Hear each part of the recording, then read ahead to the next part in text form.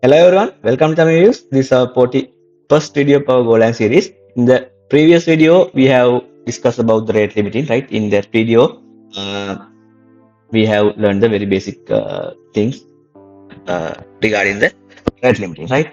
In this video, we are going to discuss about the how we can handle the burst of request, right? Okay. Uh, to teach you that one, I will initially clear my last lesson. Okay. In here, I will create a channel called burst limiter, right? Like in previous way, first I will do the things and then finally I will teach you the how this code run, right? Then you can get a clear understanding. Okay. In this using this channel, I can store time, right? Time dot time type is time 3 times, right? In this channel, right? Okay. Then I want to fill those time. What we can do that using the for loop, we can do that, right?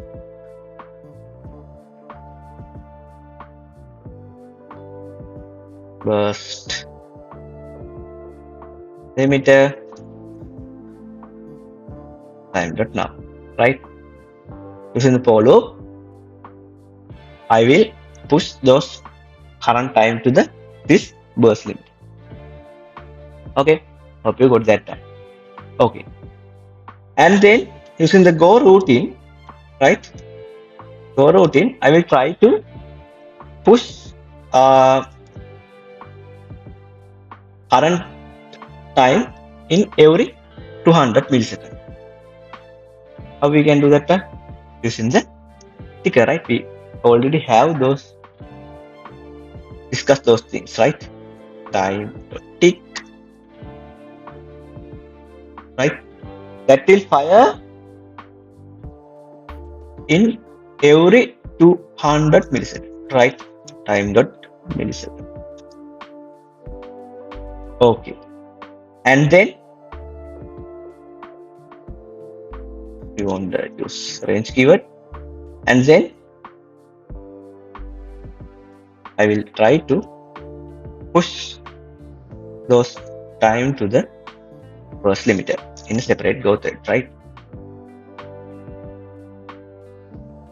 Okay. Why I am doing this in a separate thread? Because I want to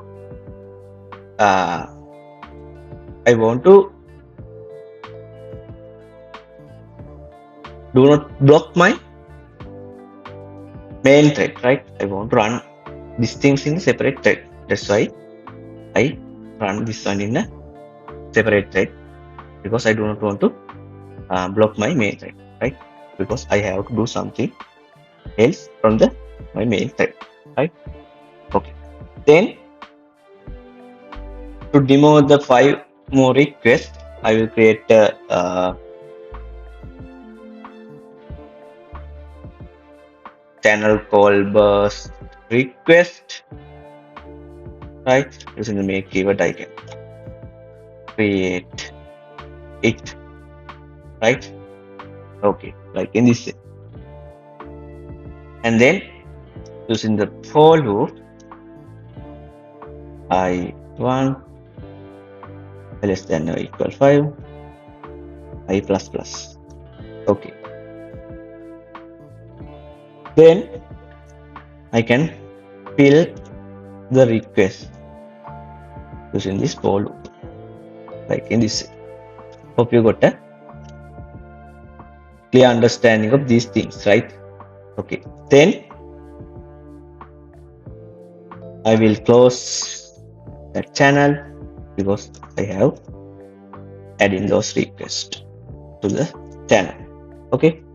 Then in the for loop, I will try to get those requests, right? From what? First request. Okay. In here, I am printing fmt.println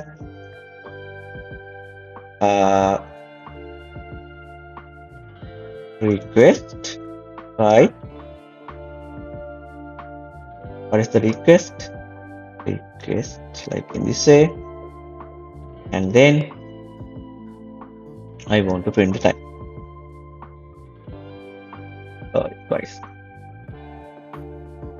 Okay. Before that one, I want to wait some. I want to fetch something from the burst limit, right? Like in this. I will explain those things, right? Then you can get a clear understanding. Okay. Initially, we have 3 values in this burst limiter, right? And this is run in the separate thread, no, right? Then this request also fill 5 requests for the demo purpose, and we will try to get those values, right? In here, initially we have 3 more values, no? Then first 3 values we can get here, right? After that, when we are trying to get the 4th request, this burst limiter did not have any values, right? Did not have any values. Because of that one, it will wait until it gets some values. Meanwhile, this go routine run and pushing values in every 200 milliseconds. After the 200 milliseconds, it will print this 4th element, right? And then it will try to get the 5th element. Now also it didn't have any value. After 200 milliseconds, it will print the 5th element, right? Initially, we can get the 3 burst requests, right? That's the demo that I want to teach today. In here now you can see initial 3 requests we can get immediately, but 4th and 5th request we want to wait 200 milliseconds for each, right? Hope you have learned new things from this video, right? If you have any questions, please put those things to the comment section, then I can help you. If you have learned new things, please subscribe to my channel. Please share these things with your friends. We will meet in the next video. Thank you. Bye.